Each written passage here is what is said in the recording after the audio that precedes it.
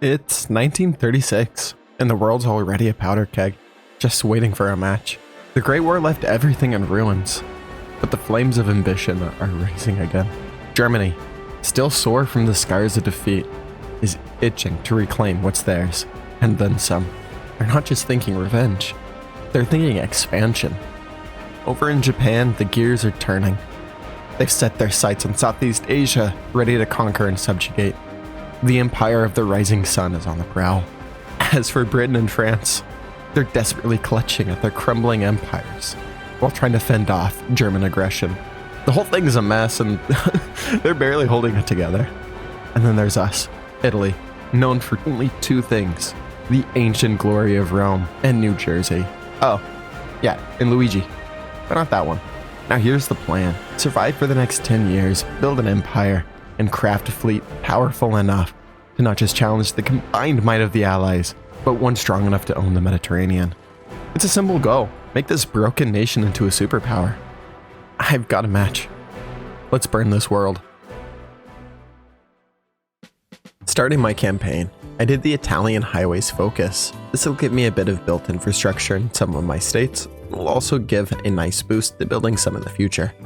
Because I want to build a good navy with large battleships on radar, I need to complete some special research projects. To do this, I'm going to build some navy and air research facilities. I then followed with building infrastructure in my states with the most resources. This will boost the amount of available resources. I'm going to be needing a ton of steel for my ships, and this will help immensely. Because I have time and I'm no rush to set up my navy or army, I can build a decent industrial base with good techs to boost the construction of my factories, make them more efficient, and even boost my research rate. Because I'm going to be building a fleet from scratch, and I don't want these ships, I'm just going to delete the production lines and set my dockyards just to build convoys for now. My production lines are pretty basic in the beginning, with guns, anti-air support equipment, and trucks for supply, and of course artillery. Starting the game, I find myself at war with Ethiopia, the final free African country. With mountainous territory in the north and deserts in the south, Ethiopia will be a challenge. Oh yeah, the longer the war lasts, the more the world gets angry with us, and the stronger the buffs are Ethiopia. Putting half my army in the north and the remaining half in the south gives me good advantage over the Ethiopians. Bringing my air force into the fray is just the sugar on top of the pasta. The Ethiopians really did not stand a chance. After capitulating Ethiopia before Selassie was able to run to the UK, I was free just to annex the entire country. I set my occupation law to civilian administration. This will raise the compliance quicker, which in turn helps prevent high resistance. I have plenty of guns and manpower, so I'm not concerned about the quick rise in resistance that happens when changing to civ admin. Because my air force is made up of trashy aircraft designs, I'm just going to delete my entire air force and put them for sale on the international market. Even though buying resources early game can be a bad idea, because you need every factory to build more factories, I really want to exercise my navy to get naval experience so I can upgrade my doctrines and design new ships. So it looks like I'll be buying a bit of fuel. Going down the foreign affairs focus tree will allow me to annex Albania and eventually puppet Yugoslavia without going to war. I hired a captain of industry as my first advisor. This guy should help me build civilian factories and infrastructure a bit faster. Naval reform is a good spirit of the Navy, giving plus 15% naval experience gain. I built a spy agency and I got a British spy. I placed hope here in London to start building a web of intel for me. With my naval research facility built, I had to choose between two scientists. Option 1 is good enough. He's got a couple of cool traits, but he doesn't have what Philip does. A fucking sick hat. I like this dude's hat. Getting this chief of navy will boost my navy experience gain even more. Austria wanted some help, but I don't really care about them. I'm just too busy asking Yugo for Dalmatia, and with them giving in to me. Sending one more ultimatum to Yugo, they give in again, this time becoming my puppet. Cool. I joined the Anti-Comintern Pact, but honestly, I have no intention of upholding any anti-Soviet agreements. They have tons of fuel I need for early and mid-game, and I have no territorial ambitions in Russia. So the Leany Man started to give me missions, like having a set amount of factories before the timer ends. Designing my first destroyer was a basic setup, just an engine, hull, and a single deck gun. The point of this destroyer is to soak up damage from the enemy ships while also being as cheap as possible. With my spy web being as high as it is, I made my spy web silent. It won't build up more, but the chance for my spy to get caught is very, very low. Using my other 2 spies, I infiltrated the British Navy so I can see what ships they have and how many. Doing the Emperor of Ethiopia focus will not only make this national spirit better, but it will also allow us to make our East African holdings into a colonial administration, forming Italian East Africa. Doing this also has the bonus of completing the mission the Leaning Man wants us to do. With my infrastructure almost being finished, it's time to move on to the backbone of my industry, civilian factories. I put all my old ships into their own fleet and gave them an appropriate name. These will be used to prevent allied naval invasions whenever my main fleet needs to repair. Setting them into 4 separate task forces, I can effectively cover the main Mediterranean sea zones. With my newly built destroyers, I put them into their own fleet. This will be my main fighting fleet. I sent a couple of volunteers to Spain, but I had no intention of actually doing anything. I just wanted to grind out a few traits and get some army XP. Around mid-1937, I finally could start researching a super heavy battleship. Because I'm generating so many political PowerPoints, I quickly stacked my government with advisors like Mario here, who will give me another spy in my military staff. I didn't forget about them. I got chief of staffs from my Army, Navy, and Air Force. I even started filling out my military high command with people such as Alberto, who will make it easier for me to find those pesky British subs. So this is a great option. Those building slots are big, but I want that 12 steel, so that's what I'm going with. My awesome hat dude made some breakthroughs with the super heavy battleship tech, and this gave us the option to choose if we want to add more attack or speed for our ships. I choose speed, because these heavy hunks of metal are slow, and every little boost in speed is appreciated. Later, I got another event that gave me the option to increase the armor, and I did that. I made Greece, and later Libya, collab governments. This means they'll make factories for me to use, and more importantly, they'll allow me to control the front lines. With my Navy getting XP, I was able to fully max out the Marine Doctrine. This will give me god tier Marines, which I'll be able to use to take Greece, Suez, and the British-controlled Mediterranean islands, and of course, hopefully, eventually the British Isles themselves. With Germany taking Austria, the Second Great War draws nearer. I must keep preparing. With a strong industrial base, I can finally start building dockyards. And a lot of them. By late 1938, I had finished the research for super heavy battleships. There's just a few more things I need to get in order before I start production on these behemoths. I put a couple of spies on the US to be able to see their fleet numbers and state of it, just like I did with the British. Also, I failed my first Leany mission. Oof, this would not be the last time I did so. With my failure, he gave me a new mission. Occupy Albania. I had my special short bus scientists research cruiser subs and radar. The cruiser subs make for great spotters. Also, the Pope died. It was just kind of random. I designed my first super heavies.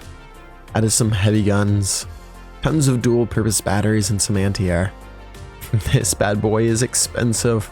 Next, I designed my main battleships. They were pretty much just the same design as the supers, but smaller in scale. 2 super heavy battleships and 3 normal battleships. That should give me a very nice task force there.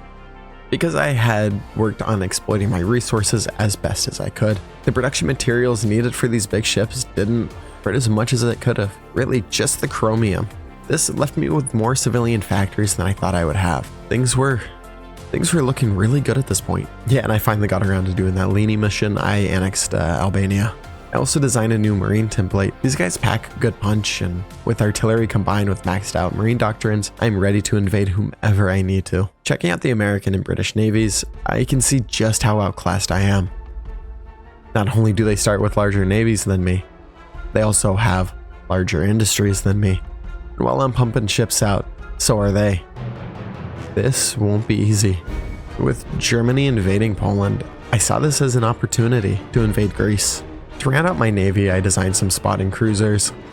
These guys will avoid combat at all costs. With their radar and float planes, they'll narc on those allied task forces, allowing my main fleet to intercept. Also, I built some stacked out light cruisers. We're gonna need a few of those. With the war justification on Greece done, and no allied guarantees, I declared war on the Greek state. With a large frontal assault in the northern front and a naval invasion to the south, Greece really didn't stand a chance here. Instead of just annexing, I gave the Greek states to that collab that I made earlier. Now I won't have to worry about the Allies getting a foothold here. With the fall of France and the Vichy government being given control of southern France, I knew I wanted their states. So I justified on them. Because they're guaranteed by the Germans, I joined the Axis, and this allowed me to see one of the greatest last stands in history. A single Belgian Congo unit holding the mountains of France from the incumbent they're dead. Declaring war on Vichy, I attacked from all directions that I could. They fell quickly. I annexed most everything and I made Southeast Asian puppets. Doing the Iberian protection focus sends a friendly request to both Spain and Portugal to become my puppets or face my wrath. You have 10 seconds to explain your actions before we open fire. It's my first day. Getting ready for the war with the Allied powers, I set multiple different armies to guard different sections of my empire. And with the completion of the focus, all roads lead to Rome. I would gain a war goal on the Allied powers. It is now time to unleash what I hope is the greatest fleet the world may possibly ever know.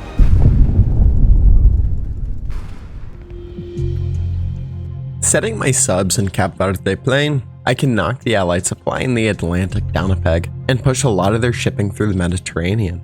Now this is where my main fleet will be waiting. Okay, here's what we're gonna do. You, strike force, do not repair, always engage. With the completion of all roads lead to Rome focus, I gained a war goal on the United Kingdom. It's 1942, and it's time for Italy to join the Second World War. With my forces in Syria pushing south and a naval invasion from mainland Italy, I was ready to quickly secure the Suez and maybe even all of Egypt. I didn't put any troops in my African colonies, too large of a border to guard, and I also forgot. The fall of Dahomey? What? Yeah, so the Allies took my South and Middle African states. I even got a few small debuffs. It was nothing I couldn't fix. My Atlantic subs started to sink the Allied shipping, weakening that Allied war effort.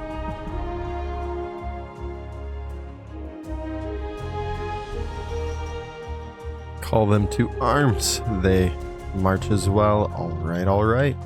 And there we have it. Ladies and gentlemen, Alexandria is ours, as is Cairo, and in a moment the Suez will be ours as well. And another Italian pilot crashed and died. You have 10 seconds to explain your actions before we open fire. It's my first day. I don't know.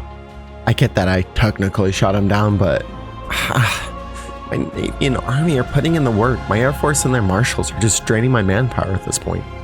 Okay, I'm gonna combine these two armies. Make sure that I'm actually protecting this much better. Cancel our assault there, we can just hold. Having control of the entire North African and Levantine coastline, I was able to launch a naval invasion for Malta, Cyprus, and even Gibraltar, quickly taking them. This will cut the Allied air support and prevent the Allied navies from refueling in the Mediterranean. Dude, those American tanks are fucking crushing me, dude. I was having issues holding the Egyptian-Sudan border, so I built some airfields to give me a little air power in the region. Moving those aircraft into that area literally changed the outcome of every battle. Red bubbles turned to green. Air is king and gas is god. I justified a war goal on Turkey. Their lands are rich in resources, and in a few years they'll be joining the Allies anyways. Making a preemptive strike now will allow me to fully control the Mediterranean Sea, letting my navy go hunting for the Allied forces elsewhere. Bringing a railway gun down and ensuring my supplies will always reach the front via rail. This front line has been solidified. Now I just need a hold and Suez will forever be mine. I have just won the war for North Africa. Declaring war on Turkey, they of course joined the Allies. But without access to the Turkish lands, I was able to quickly secure most of the country without Allied forces intervening. My assault on Turkey had to be put on hold though, because the Allies had made a successful landing in Europe. I had to clean up Germany's mess. Garrison Germany, they're not doing a very good job. For the past couple of years, I've been sending lend-leases to all my puppets, slowly lowering their autonomy. I will be annexing them one by one. Speaking Speaking of Lend-Lease, I also sent some gear towards Germany because Aryan incompetence was on full display. Having complete control of the Mediterranean, I took my fleet out to the Iberian coast because my subs were having issues with the British task force. My navy finally ran into this task force, and the first large naval battle shall begin. This isn't some small Greek coastal fleet or the defeated Vichy navy. This is a British carrier task force. This won't be... Oh, okay. I already won. Fair enough. I chased that task force up the English coast, slowly whittling down their damaged fleet. With Spain annexed down, I can revive the ancient Roman Empire, gaining cores on all of these Mediterranean states. With Rome being formed, I still had many more objectives to go. Specifically, I needed to hunt down more British ships. If I'm to secure my wins across Southern Europe, North Africa, I will need to sink the Allied fleets. The feeling when my fleets melt the British navies is unmet. Not bad. 55 destroyers. They started with so much more than me, but with my quality ships, they don't stand a chance. We need to repair our ship. Every now and then, though, I had to retreat to the safety of Italy to repair my fleet. This would take months to get done, but it was worth it, because it would also give me a moment to build up my oil supplies again, which very quickly would run dry. And it was right back to sinking those English fleets. As the Allied fleets became future diving sites, I prepared a naval invasion for the UK. But my navy has already proven itself, and my army has had many successful operations. The invasion of the British Isle will take every branch of my military. They will have to have peak performance during this operation. While I played around in the Gulf of Mexico, I had my Air Force whittle down the British Air Force in preparation for the invasion. And I had completely cut off the UK from the rest of the Allies. Launching my naval invasion, the British defenses were overwhelmed. Securing a quick bridgehead, I rushed to the ports and quickly capitulated the British, and took North Ireland as well as the Isle of Man. I grabbed my sub-navy and set up a major blockade of the Atlantic side of North America. I have secured my gains in Europe, and now I need to just cripple the Americans. Nice. We are cleaning up the American fleets.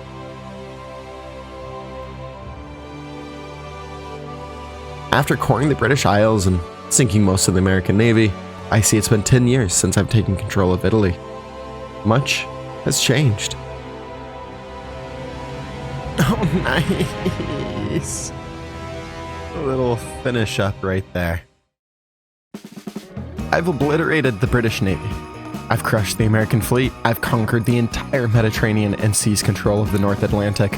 Europe, under Axis control. I've claimed victory. Italy has risen again. Rome is back, and a new world order is born. The stage is set. The future is mine. This is the beginning of the end. I hope you all enjoyed this more narrative-based video, and I want to thank you. Yes, you. For watching this video to the end. You have no idea how much YouTube loves when you do that, and they give me good boy points in return. If you want to see more content like this, please let me know in the comments. It was a lot of work, but I really enjoyed making this kind of video, so if y'all want to hang with me by subscribing, I'll keep making what I think is high quality videos for all of you to enjoy. Please, have a great rest of your day. One love.